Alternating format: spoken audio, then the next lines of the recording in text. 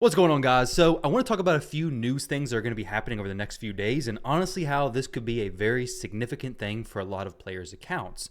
So we have this Heroes Path event starting tomorrow, and we also have a pretty interesting summoning event. Also, I may be streaming after this video relatively soon, depending on how quickly or not I finish up this review that I'm doing. I'm going to be doing some 3v3 work on a different person's account. But either way, that's beside the point. In case you want to stop by, I would love to have you guys there. So tomorrow, Friday the 28th, we're having a 15x chance for the following champions. This is cool. However, the Plarium probably 6th anniversary, I believe, starts next week. Last year, a lot of those events started around March 7th. So if you're somebody who's relatively tight on resources, I would definitely weigh the pros and cons of going for these events in this Hero Soul versus saving your resources for the potential fusion in March. Now, there is an argument to be made that Queen of Hearts and Knave of Hearts, you know how they're going to perform. The upcoming fusion could be amazing, or it could just be a trash fusion. Now, historically, the anniversary fusions have been pretty good. I believe the year before last, we got Wixwell, maybe? Maybe it was Wixwell last year. Last year was Armand's, I believe. So we had a really good champion then, and I've got a feeling they're probably going to make it a really good fusion this year also. But if you always hold your stuff waiting for the next big thing, you may just hold back your progress in general. But either way, we have the Cheshire Cat, Mad Hatter, Knave of Hearts, Losan Kaleth, so the Night Revenant Unity Champion, Volcanos, the Demon Spawn Faction Unity Champion, Queen of Hearts, Necrit, and Chalco. For me, the ones that are most enticing would be Cheshire Cat, as well as Chalco the Blind. I already have Queen of Hearts, but if you don't have her, her or Chalco would both be very enticing. If you're struggling on damage, Chalco would be amazing. Honestly, I'd probably say Chalco over Queen of Hearts anyways, but if you're looking for a support that Queen of Hearts brings, she could be amazing for you. Mad Hatter was a fusion. You probably don't need him, and Knave of Hearts was available as well, so you probably don't need him as well. Now, I guess you could have won Cheshire Cat, so maybe you have all these champions already. I would love Cheshire. I don't plan on pulling very many shards for these champions, except for during the Hero's Path, which we'll talk about in just a moment. So these are the champions you can pick up.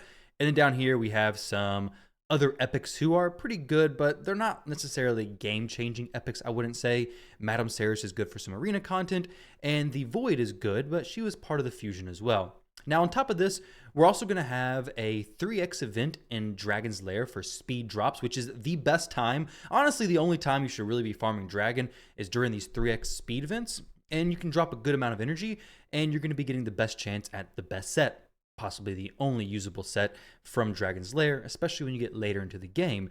And then on March 2nd, Sunday, we're having a 3x drop rate for Reflex set from Ice Golem's Peak. Now, Reflex, I believe, is a little bit power crept by Merciless. Merciless is farmable from Curse City. Reflex is good, but for me, Cursed and Provoke are a bit more enticing to pick up. Now, you could go Reflex plus Merciless and have even more cooldowns reduced, essentially, a higher chance to reduce those, but it doesn't get me excited. However, the 3x speed in Dragon definitely gets me excited and may actually change some of the advice that I'm about to give this player during the account review. Now, with all that said, we have the Hero's Path coming up tomorrow, which is going to intertwine with these events, which, to get the souls for Knave of Hearts as well as Queen of Hearts, you're going to have to summon champions and upgrade your warriors to earn hero coins. So I believe this is summon rush or summon champion chase, essentially. Not for sure how the points will be done. And then champion training. Though I guess it would be upgrade your artifacts if it was artifact enhancement. It's probably champion training plus summoning champions. Now, for the champion training, I would expect to have to get 80,000 champion training point equivalent to actually get a significant level of these souls. Now, it's going to be, I assume, a 5-star soul for each of these champions, and then a Cat's Gaze. You may be looking at almost 100,000 points in champion training. I would expect a very expensive champion training. And most likely, you won't be able to use books to get the points either. So it's going to be difficult to finish this event out if you're just going champion training. Though, for me, that's probably what I'm going to lean towards, is just primarily champion training. I have a lot of brews saved up. I have a lot of 5-star champions who can be taken up. So that's probably what I'm going to do. But if I have to pull some shards, I'm going to try to make sure I save enough so that when future fusions come, I'm going to be okay. Now, if you're a spender, I want to make a big disclaimer. The anniversary is coming up. Good deals will most likely be in the shop. Tomorrow, this weekend, if you see offers coming up that are okay deals and you're on a relatively strict budget, be very careful because the next week, or maybe even the 2 weeks after that, you're going to start seeing the closer to Black Friday deals probably. Around the anniversary, we often get some pretty good offers come out. So don't be purchasing these $5 promo shards when, hey, maybe $3 or $4 promo shards are right around the corner. Just something to be mindful of. Maybe $3, almost $4 void shards aren't the best. Maybe you should wait a little while for closer to $2 void shards if you can. If you're a spender, you're going to be tempted during this time because the Heroes Path event for some amazing champions, it may be worth it for you. That's up for you to decide. Now, as far as Queen of Hearts versus Knave of Hearts, which one I'm going for a soul for is definitely going to be Queen of Hearts. Queen of Hearts is very good. Getting the 5-star soul on her would put her that much closer to a 6-star soul. I could just purchase that.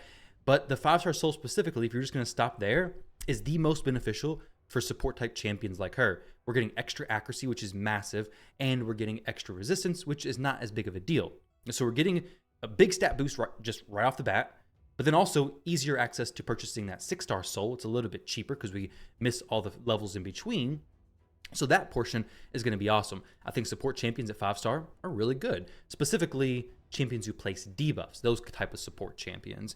Now, as far as which blessing I would put on her, I didn't even realize this account has it, but I'd probably recommend this player. Well, actually, this account, I'd actually probably recommend not go for Queen of Hearts. He is a spender, $60 automatic shard pack. This is not necessarily a horrible deal, but it's going to be a big hit for his account to go for it, most likely. So I'd probably just say not worth it. Not many gems either. But with Queen of Hearts, if I had a 5-star soul for her, I think it would depend on my account what I go for the blessing. If I was able to get Pinpoint plus Stone Skin, I would probably go something like Lightning Cage. I've seen a lot of players running this. Matter of fact, she's been in some of the plat placing teams. So take a look at this. This was a plat reset last week. We have a 6-star Lightning Cage there on Queen of Hearts. We have a 4-star Lightning Cage there on Queen of Hearts. We have some other Queen of Hearts builds throughout. So she's being used in Platinum Arena to place in the top, 30? I guess this is top 30. Yeah. So she's being used in these teams. Would be a pretty good representation that, hey, she's pretty solid. And this was before she was even claimed from the champion chase tournament, I believe. So she's doing really well here. We have 2 teams, so relatively not that many use cases compared to champions like Taras and Marichka, which are in every single team basically. But it's still a good idea. There's another one right there with a 1-star Lightning Cage. So if I had plenty of polymorph in my team, I'd be more inclined to go Lightning Cage. I'll probably run Lightning Cage to protect that intercept as well as the Stone Skin from being stripped. But if you're somebody without very much polymorph, it's still going to be solid to go polymorph. Polymorph is great as well, especially if you don't have any Stone Skin or intercept stuff on there. You're not really worried about it being protected. Polymorph is going to be excellent because if they try to place a debuff on you or if they even try to strip you, they have a chance of being polymorphed. And since she's going to be ran with accuracy, you don't have to worry about the polymorph accuracy requirement at 5-star because you're going to be going for that anyways. You're just missing out on that 5% extra chance from 5-star versus 6-star. Obviously, the plus 15 speed is massive as well, but the difference between 5 and 6-star, especially if you're not super late in the game, isn't significant enough to be like, okay, well, I'm not going to run sheep. It's actually very much worth it to run sheep. So we got big events coming up, guys. I definitely want to plan for these accordingly. Be mindful about spending money because the anniversary, probably going to have good deals. Be careful when it comes to deciding if you want to skip the potential of a good fusion with the known soul for the champion, or if you want to skip the soul and go for the potential good fusion. That's completely up to you. Now, when it comes to Knave of Hearts soul would be interesting. Knave is a good champion for specifically Amius. If you need help with Amius and you have Knave of Hearts, very good champion. Throw in a Brimstone here, needs accuracy anyways, so the Brimstone would be awesome. Help you kill Amius even quicker. The heal reduction is incredible. It can't be removed or transferred. That's awesome. Also has some taunt and unkillable and continuous heal for some mischief tanking and Hydra. You could potentially throw in Lightning Cage on the champion as well, or just use Brimstone for all areas. And you could potentially use Knave in some siege teams as well. It's an HP-based champion, so works good in the HP rooms or the Undead Horde rooms, and possibly even the Corrupted rooms. So if you're somebody with plenty of resources and you have both of these champions, go for both of them. I don't think Knave is going to have as big of a difference with the Soul versus Queen of Hearts, and I don't see Knave's use cases being as much as Queen of Hearts either. However, if you're looking for those specific roles filled, this could be a good option for you, especially if you want to get a little more creative with Siege. For me, I'm going to see how the points break down tomorrow, where the rewards are broken down. I'll do a video on that for sure. But if I can pick up the Cat's Gaze, for sure, I'm going to prioritize the Queen's Soul, Cat's Gaze, more masks. Actually, it's probably going to be Queen's Soul, masks, and then Cat's Gaze. They're going to be pretty close to each other.